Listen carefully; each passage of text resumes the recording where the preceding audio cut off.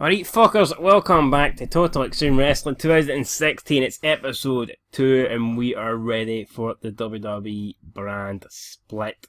But before we can book Raw, we have to actually go and book Superstars. Now I thought rather than making Superstars an extra video, what I will be doing is with Superstars and main event, they'll just be getting booked and I'll be doing them before Raw and Smackdown, just before they go, and they won't be taking up much time, maybe 3 or 4 minute max, because I'd rather cancel them, but I don't think you can, or at least I don't know how to, so we're just going to keep Superstars and main event around for now. But we've set up a few things here. Announcers for the first show, we've got, where the fuck is it?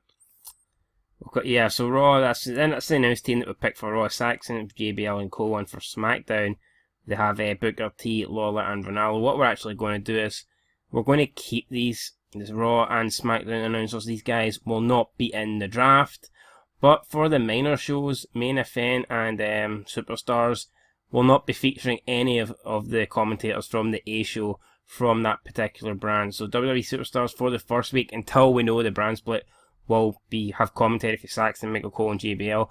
After that, we'll just be using probably 2 people. It'll be a two-man or two-woman team for 2 people from Raw, and the same with main event, but obviously from SmackDown. So with that said, we can't really book any storylines yet because I will explain a little bit later when we get to Raw, but we can't really book any storylines because, like I say, it's the brand split and we do not know who's going where, so it would be kind of stupid, I think, if we built some storylines, then people are on opposite shows and we can't do fuck all, so that makes no sense. Quickly, we'll have a creative meeting here just before we get into Superstars. We've got John Cena as the number 1 guy, franchise player. Del Rio number 2, I mean, he seems very overrated in these games. He's a boring fucker. I mean, come on. Why is he number 2? Got Dean Ambrose 3, Wyatt 4, Roman Reigns 5. Next big thing, got Paige, Sasha Banks and Emma. Oh, still, well, especially Paige, Sasha Banks, still young. Talk the talk, who we got here? Cena, not surprised. Got Triple H, Undertaker, Jericho, Bray Wyatt. Can't really complain with that. I mean, maybe the order you could complain, but I suppose the top 4 there are all, pretty good on the mic. Well, I would have Jericho above Taker, but Taker does have that star presence. Showstoppers, got Sami Zayn apparently, best guy. So they're the top 5. It's debatable whether you agree with this or not, but ring generals, more or less the same. We've got Cesaro there, who you can't really complain with. Guy's a great ring technician. Who's hot? Kofi Kingston, Reigns, AJ Styles, Seth Rollins, Triple H. Time decline, Taker, Kane, Big Show, Jericho, Goldust. No surprise there.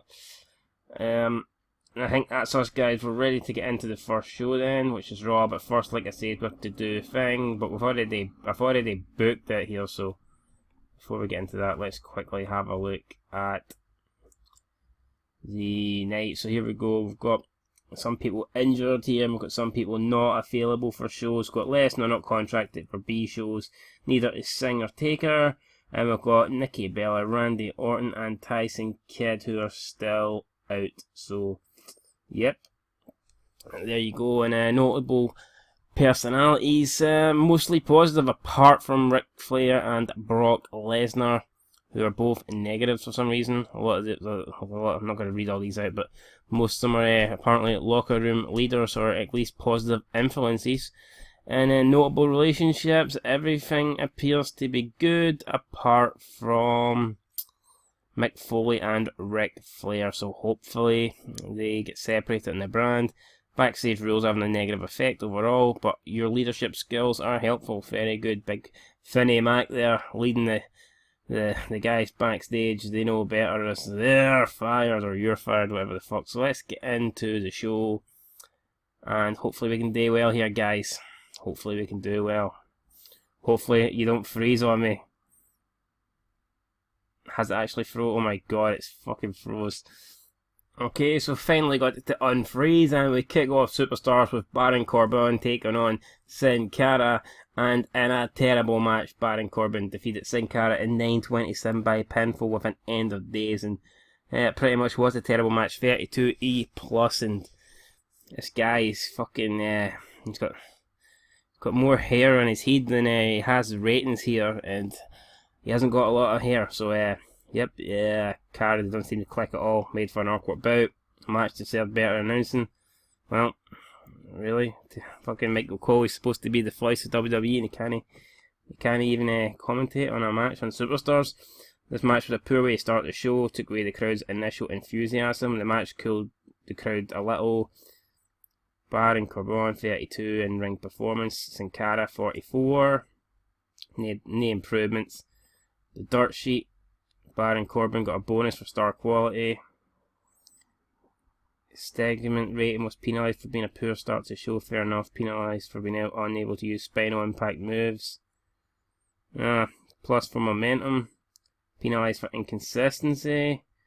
So a lot of shit here, but at the end of the day it's a 32E plus, it's not great. Moving on.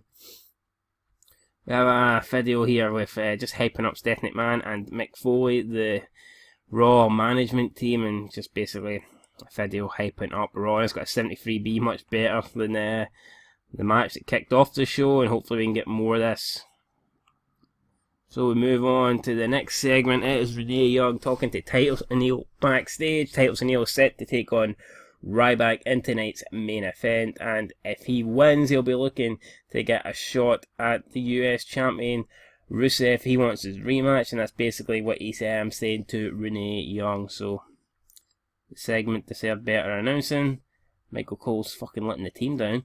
Titus O'Neil got a bonus for good momentum. The segment was penalised for poor penalised for done to this. So the crowd don't seem interested at the moment anyway. 49D plus. Oh Christ, up next we've got Natalya taking on Tamina Snuka. And about the terrible wrestling and non-existent crowd heat, Natalya defeated Tamina Snuka in 5:32 by pinfall of a sharpshooter. It's got a 37D minus. Naomi did some good work at ringside. She's still with Tamina, wasn't aware of that. The match deserved better announcing. By working the crowd, this match started to get the fans back into the show. Well, I'm happy with that. Natalya had an in-ring performance of 44 and Tamina Snuka 30, so not too great, but at least the crowd are a little bit more hyped. Tamina Snuka is improving in performance skills. Here's more of the dirt sheet, but you know what, we're not really going to bother with this for just Superstars and main event. We'll just worry about that for the main matches. Moving on to the next segment, now we've got a video airing with Shane McMahon and Daniel Bryan hyping up the Smackdown management team. That's got a 73B, the same as the Raw, so we are all ready, guys. We're only in the first episode, first segment, and there's no splitting Raw or Smackdown. So moving on to the next segment, and it's Golden Truth taking on Anderson and Gallows of the Club. And about that subpar wrestling and little heat, Anderson and Gallows defeated Goldust and R-Truth in 7:47 when Carl Anderson defeated R-Truth by pinfall of a Magic Killer. But Gallows and Carl Anderson have great chemistry, which is good, you know, considering they've been teaming for fucking years. You'd like to think so. The match just there better announced. See, this Michael Cole fucker's going to have to go. He's just not delivering. Lifting the crowd, got them ready and buzzing. Good. R-Truth got a rating of 50, Goldust 50, Anderson 45, and Luke Gallows 42. No improvements. 44D, not terrible, but let's move on.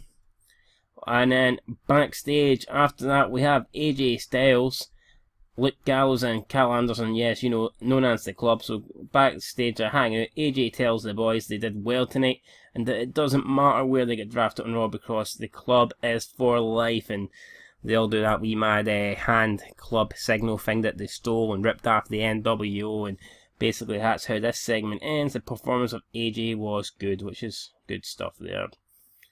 Perhaps the best thing that can happen is for AJ to get it broken up though, because they're kind of dragging him down.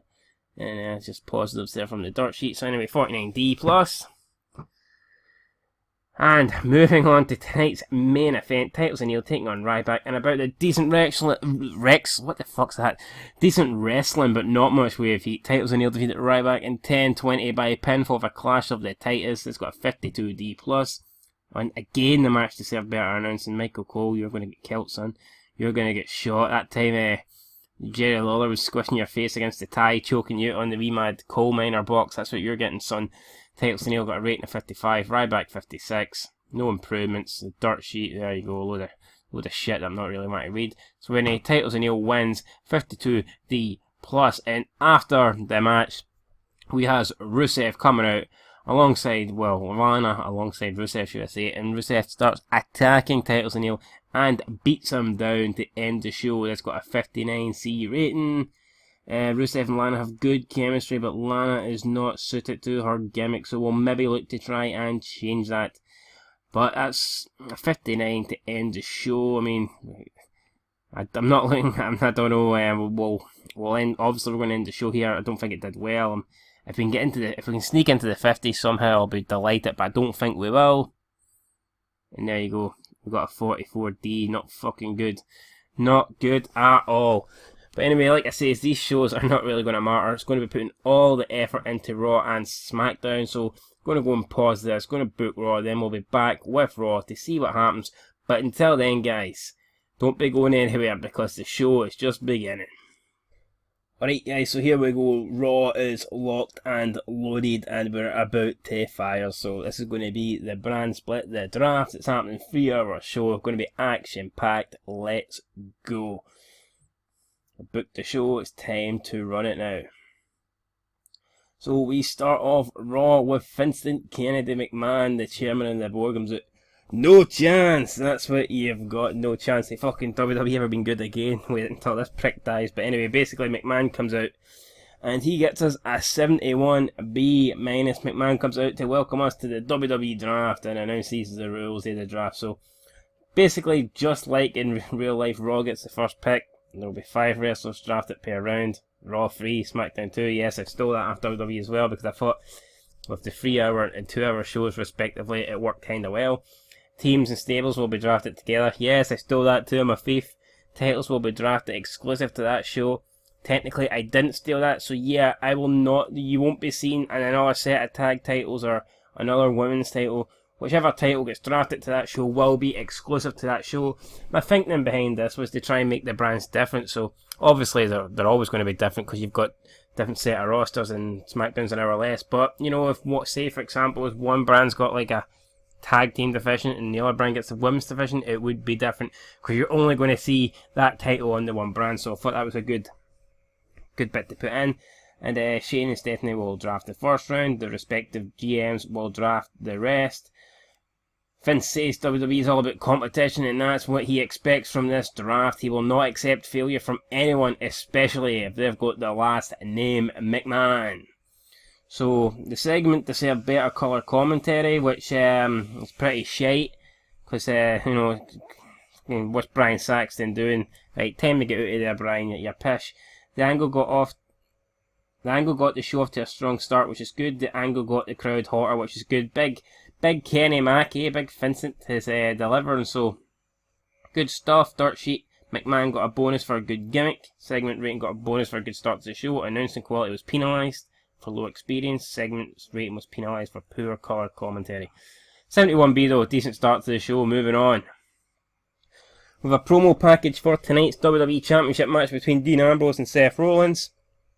Dean Ambrose was defending the title in tonight's main event against Rollins. Should be a great match. Just a promo package to let us know what's happening. 74B. Another good rating. Raw is doing pretty well here. Segment rating was limited for being short, yes, but it's a promo package, so I mean, how long do you want it to be? Moving on. And the rating comes down a wee bit, but it's not too bad, with an angle featuring Stephanie and Shane McMahon. Stephanie and Shane are they both come out standing top of the stage beside the podiums. Stephanie says it's only fitting that the superior brand gets the first pick. And with that pick, she'll be choosing the man who's going to leave tonight with the WWE Championship. He is the guy, Seth Rollins. So Seth Rollins is the number 1 pick for Raw. Then Shane responds by saying the only thing you got right there, Steph, is the fact that Raw has the number 1 pick and you just blew it. I choose the reigning champion and future WWE champion Dean Ambrose. So Dean Ambrose is the first pick for SmackDown. So we've got Seth Rollins on Raw and Dean Ambrose on SmackDown. Coincidence? You may say that I copied WWE, but I actually predicted they would do that like weeks before the draft. So technically, they copied me by getting into my head first, so there you go. But anyway, Stephanie now with the number 2 pick. Really, Shane, you're wasting your first pick on Dean Ambrose. I'm not even sure who the bigger lunatic is at this point. Anyway, a beast of a show needs a beast of a man, and I choose Brock Lesnar. So Brock Lesnar is the number 3 pick. He goes to Raw. The Beast, Suplex City, all exclusive to Monday Night Raw. Shane replies with awesome picks, Steph. I look forward to seeing him twice a year on Raw. So Shane getting a wee jibe in there. Lesnar only turning up once in a blue moon. My second pick is the future WWE. I pick the guy around here. I pick Roman Reigns. Stephanie replying to her brother, you're picking that loser? He could even pass a drug test. So Shane's response here, well, he passed the game at WrestleMania 32. Just saying, Stephanie. Stephanie unimpressed with Shane McMahon's antics there. Low blow from you as usual, Shane. I'm going to not waste, holy fuck. My final pick is going to be the current guy, the face that runs the place. Stephanie McMahon picks John Cena. I didn't have enough time to write it in there, so that's why it's not there. So anyway, the angle got the crowd hotter. Worker improvements need to improve. Dirt sheet. Stephanie McMahon and Shane got both got fucking can't speak. Both got bonuses for good gimmicks. Segment got the crowd off to a hot start. Announcing quality was penalised. So the announcing really killing us here. And but anyway, so the first draft picks are Seth Rollins, Lesnar and Cena to Raw, and Dean Ambrose and Roman Reigns to Smackdown. By the way, just thought I'd mention there's 10,238 people here at the Blue Cross Arena. But anyway, moving on, 68C. This Raw started really well, guys. I've never booked anything so good in my life, so I kind of know it has to go downhill from here. But considering this is a show with all the talent, you know, you'd expect this rating to be better than probably a lot of shows until we start getting, you know, good storylines and shit going. So, I mean, if this show's not good, what's the rest of them going to be like when they're watered down with like half the people in it? But anyway, we're sitting pretty at the moment. Next segment, and it is a first championship match of the night. Titles. O'Neal earned this by beating Ryback on Superstars, and he'll be taking on Rusev for the belt. And in a decent match, Rusev defeated Titles O'Neal on 12:29 by pinfall with a jumping sidekick. Rusev makes defense number 1 of his WWE United States Championship, and it got a 59C. Not great, but also not bad. It's average. I mean, I'd probably like to be a bit better. Titles O'Neal, I think, probably is the reason why we couldn't get into the 60s here. But it is what it is. Rusev and Lana pretty good chemistry. There were times when there was a definite lack of psychology on display. The match had tendency to drift. The match was poorly placed. The crowd were already hot and didn't need working. Lana is not suited to her gimmick. Rusev had a performance of 74. Titles O'Neal 56. So we might go ahead and change Lana. No one improving. Dirt sheet. God, Rusev getting lots of pluses here. So is Titles O'Neal with star quality, charisma. Lots of good shit here. Segment was penalised for poor crowd management. Rusev penalised for being unable to use spinal impact moves. Penalised for stamina. Titles O'Neal penalised for a lot of shit. Got a bonus though for good momentum. So yeah, the psychology was lacking and the announcing quality didn't help. So 59C, not too bad though, but we'll move on for this.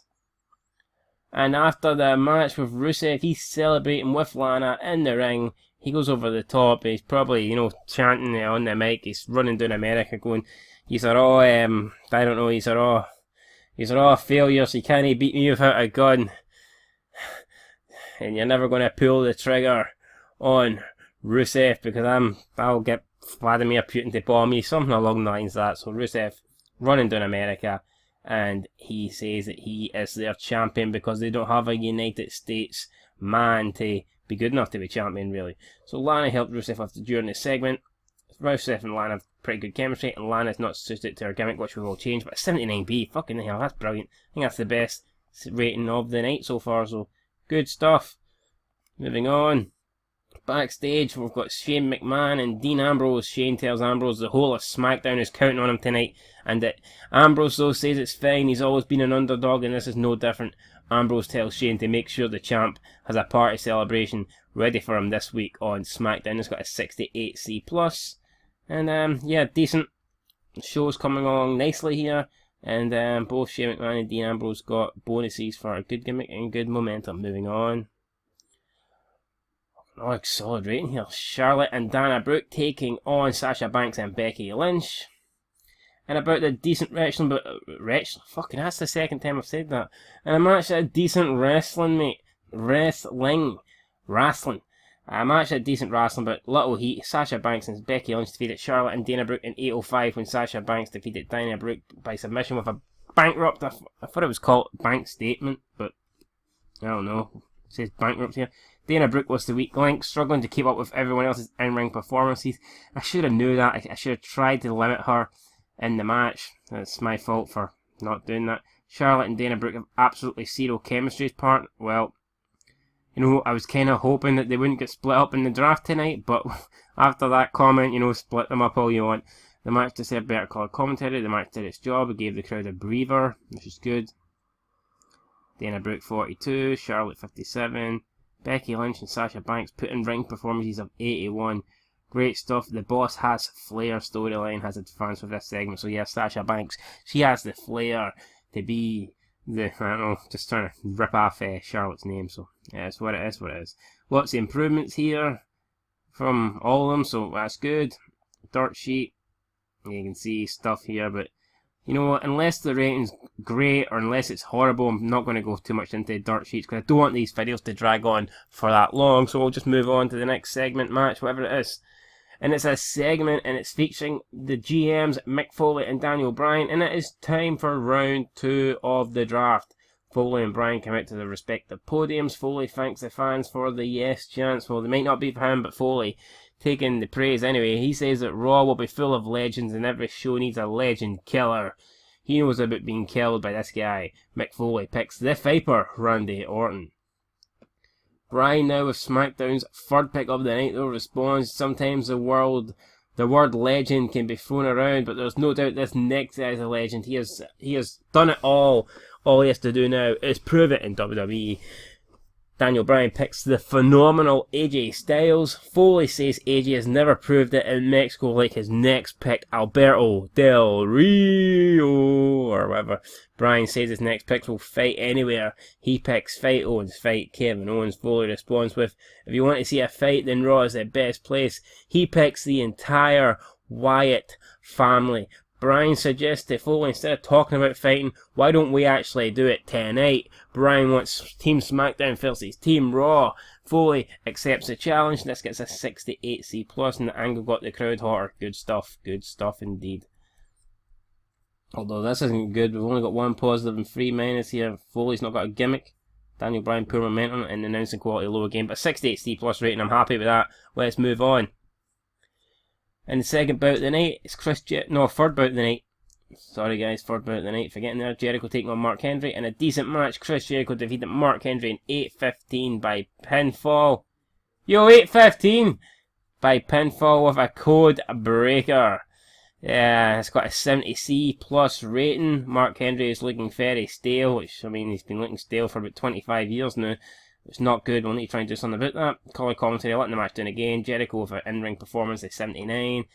Henry, 56. Dirt sheet. Jericho's good. Looking good. We'll move on. But 70, I know, a decent rating. This show has been very good so far. Can we keep it up though? It's the big question. And backstage, we've got Stephanie McMahon and Seth Rollins. Stephanie tells Rollins that she and her husband invested everything in Seth Rollins from day one, and now tonight is the night that investment has to pay off. Seth Rollins says not to worry about it. He was better than Dean before the Shield. He was better than Dean during the Shield, and he will prove tonight he is better than Dean after the Shield. And this rate, that's got a 79B rating, very good.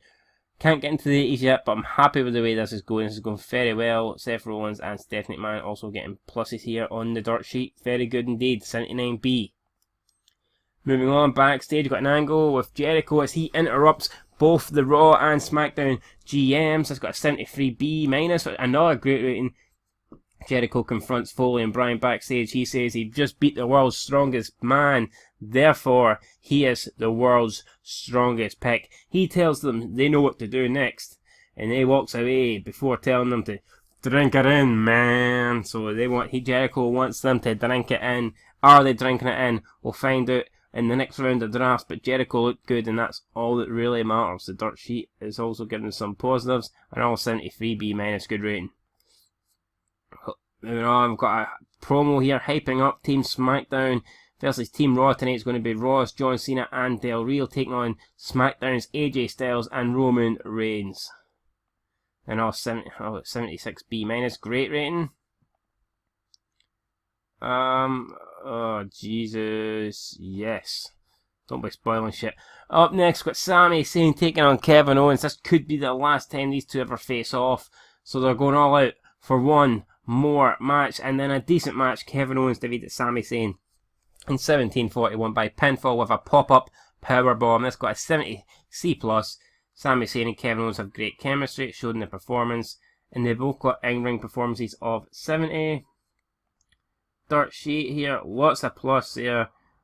Really, I mean, not many negatives at all. Segment rating was penalised for booking decisions, though, so perhaps that's my fault. But anyway, Kevin Owens defeating his arch rival Sami Zayn with the pop-up powerbomb, 70C+. And after their match, after months of feuding and fighting, Kevin Owens and Sami Zayn actually shake hands in a show of respect, which brings in, I think, the lowest rating of tonight. He has a 56C-. Maybe I should have chose for Kevin Owens to beat his shit in instead, but he shaked his hand, it is what it is, and we'll move on with that. And now we've got next, it's time for the third round of draft picks. Once again, Foley and Daniel Bryan come out to the podiums. Foley says one thing Raw has always been known for is having incredible tag teams from, you think of them all, including the Rock and Salt Connection. Foley says that's what he wants Raw to have again, and he starts by picking the WWE Tag Team Champions, The New Day. Bryan acknowledges a good pick and smart thinking for Foley, but he says he's going to do the same. He wants SmackDown to be good. He wants SmackDown to be great again without stealing the Darren Young gimmick, and he selects the United States Champion, Rusev. Foley says his next pick might not exactly be must-see, but the title certainly is. Foley picks the Intercontinental Champion, The Miz. This round is finished off with both GMs picking the respective giants, Kane and Big Show. So out of this round, we have the New Day, all three members, The Miz and Big Show going to Raw, and we have Rusev and Kane going to SmackDown. It's got a 73B-. This angle got the crowd hotter. Moving on. Backstage with another segment with Foley. The Miz just coming up and interrupting Foley. The Miz is saying he can't believe how Foley would insult him like that. He says he's the most must-see champion in professional wrestling ever. And Foley says maybe he got it wrong. Foley begins to agree with the Miz, and he says that he can prove it tonight because they must see the Intercontinental Championship when the Miz takes on fellow Raw member The Big Show. Foley walks off, leaving the Miz and Maurice furious, and that's what the Miz gets for sticking his nose where it don't belong. A 61C rating there. And in the next match, Intercontinental Championship on the line, the Miz taking on the Big Show in a decent match. The Big Show defeated Miz in 6:20 by count out. That's got a 64C rating. The Miz and Maurice have good chemistry. The Miz got an in-ring performance of 62 and Big Show 68. Big Show basically beating the shit out of Miz. Miz leaving the ring with his Intercontinental Championship.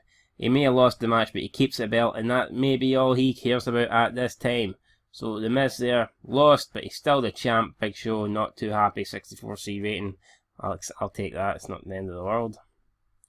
Next up, we have a video airing showing Brock Lesnar. Brock Lesnar set to return to Raw next week after being drafted, and we'll see the return of the Beast. Will he be bringing Suplex City to the map next week on Raw? Tune in to find out. 77B though, very solid rating there for Mr. Lesnar. We've got Foley and Bryan out again to announce their 4 picks on the Titantron. Raw selects Charlotte, the Women's Champion, Enzo and Cass and Sasha Banks. SmackDown selects Dolph Ziggler and Cesaro. It's got a 59C rating, and the ratings are getting a bit lower, but we're still doing alright, guys. No need to panic. Moving on to the next match, and it is Team SmackDown versus Team Raw. Raw's Del Rio and Cena against SmackDown's Styles and Roman Reigns. And in about that good heat and decent wrestling, AJ Styles and Roman Reigns defeated Alberto Del Rio and John Cena in 6:45 when AJ Styles defeated John Cena by submission with a calf crusher after blatantly cheating. So AJ Styles knocking out Cena with a, I don't know, probably a ring bell or something. Anyway, steel chair. Cena was knocked out. AJ Styles locks in the calf crusher. Referee thinks Cena's passed out, but he's in fact being knocked out by the Phenomenal One. And Team Smackdown pick up the first bragging rights of this series, and they get a 62C. The match went on a little too long, giving its aim. And the in-ring performances were Cena 74, Del Rio 60, Roman Reigns 63, and Styles 71. And what's this? The new face of SmackDown storyline has advanced with segment. What's that all about? New face of SmackDown. And after the match with AJ Styles attacking Roman Reigns, who was his former partner, why is AJ Styles beating the shit out of Roman Reigns? Styles just lays the Styles clash on Roman Reigns. Roman Reigns down in the middle of the ring. A potential heel turn for AJ Styles was hinted during this segment. And we're going to go ahead and do it. Yes, we are. We're going to turn AJ Styles heel. And he now is heel. So AJ Styles turning on his partner Roman Reigns. Why did he do it? You're going to have to tune into Smackdown, guys, this week to find out. But a 73 B- rating ain't too bad at all. Moving on. And the last round of draft picks. Again on the Titantron, because I don't want to see Foley and Bryan come out so much during the night. Because I know it's a bit unrealistic that they wouldn't be coming out, but it's going to penalise the show if I keep having them coming out loads and loads. So, again, the drafts here, they've been picked.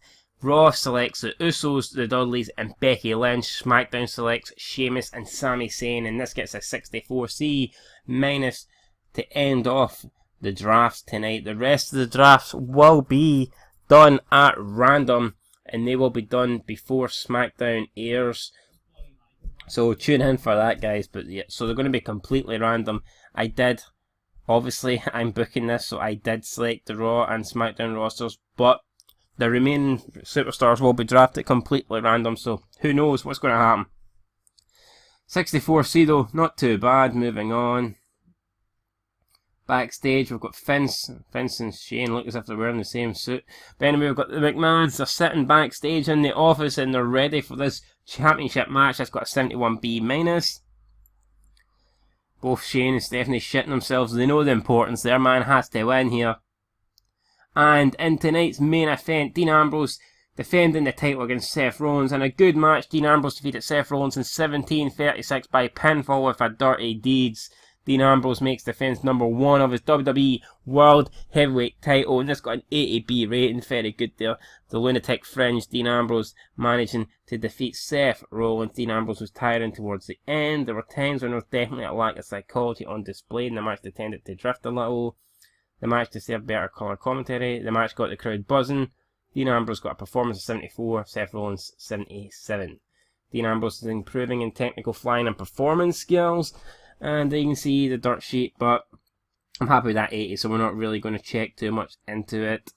80B, and then Ambrose celebrates in the ring. He holds the title. SmackDown are in control of the WWE World Heavyweight Championship, and Raw goes off the air with a SmackDown guy holding the belt. And now we're about to find out what the Raw rating actually got. So I don't know what you thought, guys, but considering that's my first show of the series, obviously we're not counting Superstars because it's on the same fucking episode, but I think that was very good. I think we're bound to get high 70s here, at least in the 70s. I thought it was a great show. Hopefully the game agrees. I'm going to go with a 70, a 78. Jesus Christ, really? Why is that? I mean, fucking hell. A 66C plus. The crowd was disappointed in not getting any matches that had their match aim set as being storytelling. This is not the same thing as actually advancing the storyline. The general feeling is that WWE don't have enough interesting storylines going on.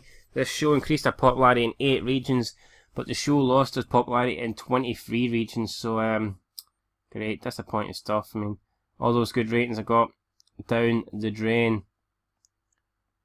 So, okay, I'll fix that storyline thing for next time, but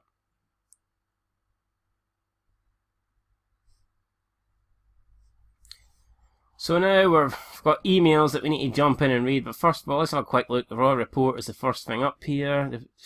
Yeah, look at that. The feedback from viewers has been pretty good. People seem to enjoy the show, but Rating for some reason didn't suggest that. Superstars done really bad. I've got a load of stuff here. Nothing really interesting. Let's jump into the emails though, before we end the video, and see what we've got. So, Baron Corbin is feeling the effects of a grueling recent schedule and has asked that you take into account when booking him so he can have time to recover properly. You know what, mate? We'll consider it. Smackdown TV rating got 60 free, drug testing, 3,000 total drugs. You can order your drugs. Oh, fair enough. You have a problem in that the fans expect a company of your size to feature at least 2 big names. Workers with an average overall of at least 77% across the company home area. You simply don't have enough of them. If you want to complete this level, you either need to hire some stars or create some of your own. So, not enough big names. I don't know how we're going to deal with this, guys. Are we going to try and create stars, or are we going to try and, bring people in? Not quite sure. Big Show is feeling the effects of a grueling recent schedule and has asked that you take into account when booking him, should I say, so that he can have time to recover properly. Alright, Paul White, I'll look into that. Mark Henry's, I'm unhappy with how I've been used recently. I need some successes to regain some momentum. Sadly, I think you're just going to be used as a jobber from now on, Henry. But, I appreciate the concern. And Raw got a 23.55 TV rating. I'm not quite sure if that's good or bad. Fuck, well. How do you actually... Let's see here. That can't be right. That can't be right at all. Fucking hell, let's go. Oh god, how do you get the shows up? Bear with me, guys, just before we end this video. I want to actually see if we can get...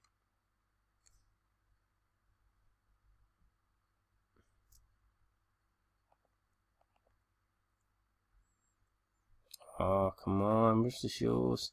We'll just check out the top 100 here for a wee second. You can see Raw there, it's the best show we've done. Only done 2 about the matches. That Dean Ambrose match being the best match, so that's what it is. Top attendances are the same product. We need to actually figure out how we get the shows up. Trying to get the shows here. Broadcasters.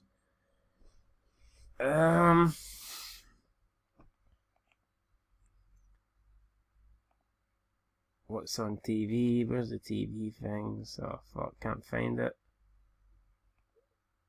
Can't find it. Actually can't find coverage. Nope.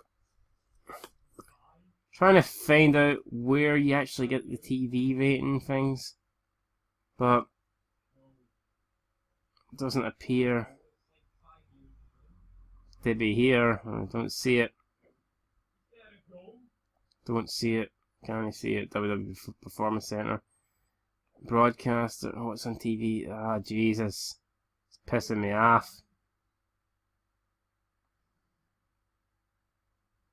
It is pissing me off big time, guys. Well, you know what? You can let me know below how to find it, and hopefully next time out I will. But as for now, I can't really find it, and I'm about to end the video. So you let me know how you think that Raw went. I thought it done really well there, but 69C plus